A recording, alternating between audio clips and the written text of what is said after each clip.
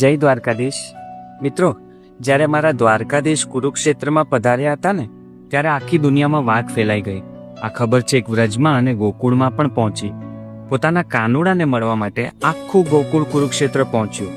ત્યાં દ્વારકાવાસીઓની મોટી ભીડ હતી.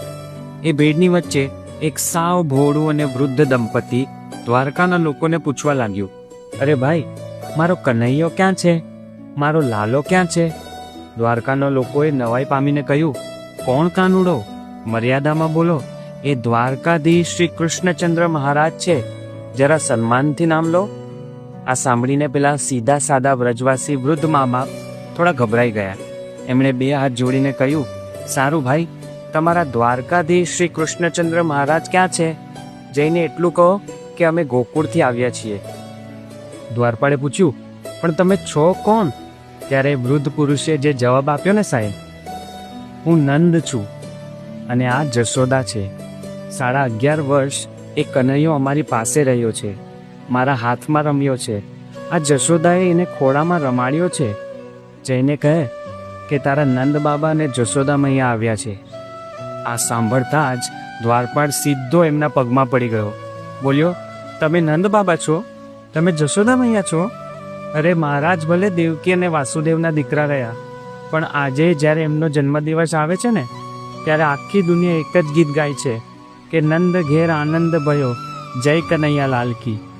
દ્વારપાળ દોડતો ગયો ઠાકર પાસે. ખબર મળતા જ મારો દ્વારકાધીશ રાજગાદી છોડીને ઉઘાડા પગે દોડ્યો, મૈયા, ઓ મૈયા. પણ સામે જ્યારે જશોદા મૈયાએ કૃષ્ણને જોયો ને, ત્યારે બે હાથ જોડીને બોલ્યા, પ્રણામ દ્વારકાધીશ શ્રી કૃષ્ણચંદ્ર મહારાજ. આ સાંભળીને માધવ ધ્રુસકે ધ્રુસકે રડી પડ્યો.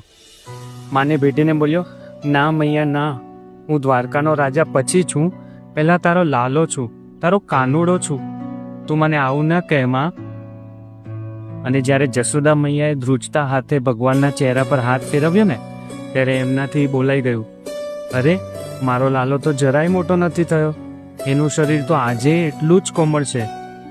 સાહેબ, આ મિલન જોઈને નંદ બાબા રડતા હતા, જશોદા મૈયા રડતા હતા, મારો કાળિયો ઠાકર રડતો હતો અને આખું કુરુક્ષેત્ર ચોધાર આંસુએ રડી પડ્યું હતું.